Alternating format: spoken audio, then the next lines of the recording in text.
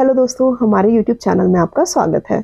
दोस्तों, क्या आप जानते हैं कि बहुत सारे पेशेंट्स जो डायबिटीज़ से डायग्नोज किए जाते हैं, उन्हें ज़रूर पता होना चाहिए कि डायबिटिक फूड कॉम्प्लिकेशन से वो कैसे बच सकते हैं। आज की वीडियो में हम आपको बताएंगे कि वो कौन-कौन से सिम्टम्स होते हैं जो आपको ज़रूर ध्यान देने हैं अगर आप एक डायबिटीज़ के पेशेंट हैं तो।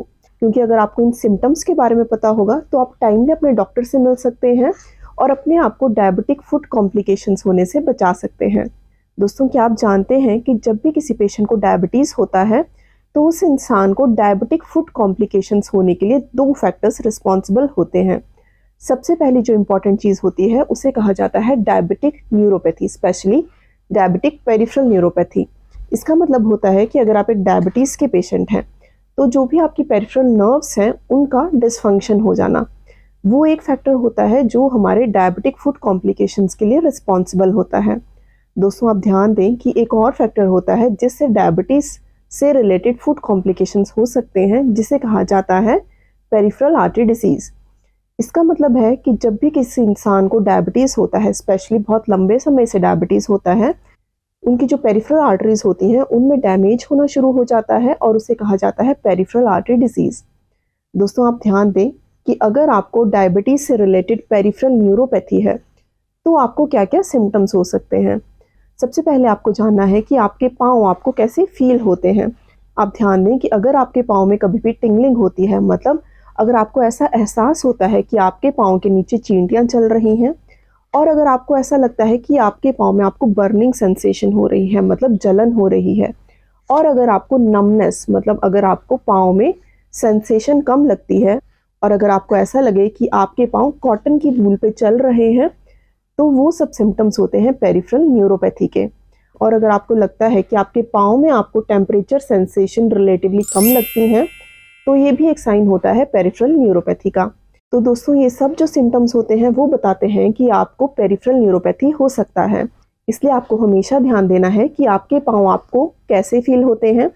क्या आपको आपके पाँव में टिंगलिंग, मतलब चींटियों के चलने का सेंसेशन होता है, या अगर आपके पाँव में नमनेस, मतलब अगर आपको सुनपन पाँव में रहता है, और अगर आपको कोई भी बर्निंग सेंसेशन रहती है, मतलब अगर आपके पाँव में जलन जैसी सेंसेशन होती है, तो ये सब सिम्टम्स होते हैं पेरिफेरल न्यूरोपैथी के। अगर आपको इनमें से कोई भी सिम्टम है तो आपको ज़रूर अपने डॉक्टर से मिलना है, उनसे ये बात डिस्कस करनी है, ताकि आप प्रॉपरली इसका ट्रीटमेंट शुरू कर सकें और प्रॉपरली आप एक डेली फूड केयर रेजिमेंट को फॉलो कर सकें, ताकि आप फ्यूचर में अपने पाँव को डायबिटिक फूड कॉम्प्लिकेशंस होने से बचा सकें।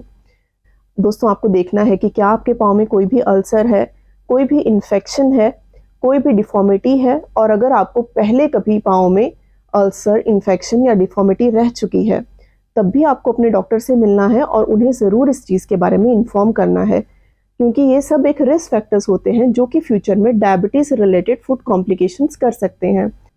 दोस्तों, एक और ऐसा फैक्टर होता है जो रिस्पॉन्सिबल होता है डायबिटीज़ रिलेटेड फूड कॉम्प्लिकेशंस होने के, वो होता है पेरिफेरल आर्टरी डिसीज़। दोस्तों, आप ध्यान दें कि अगर आप अपनी टांगों को थोड़ी देर ऊंचा करके रखते हैं, और अगर आप ध्यान दें कि आपको पाँव ऊपर रखने पर बिल्कुल पैलर हो जाता है, मतलब आप ध्यान दें कि अगर आप अपनी टांग को ऊपर रखते हैं और आपकी टांगों में पीलापन सा आता है, तो ये सब साइंस होते हैं पेरिफेरल आर्टरी डिसीज़ के।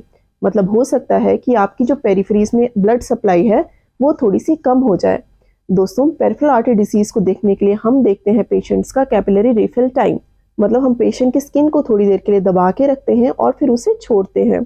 फिर हम देखते हैं कि दबाने की वजह से जो पीलापन है वो कितनी फास्ट रेड होता है।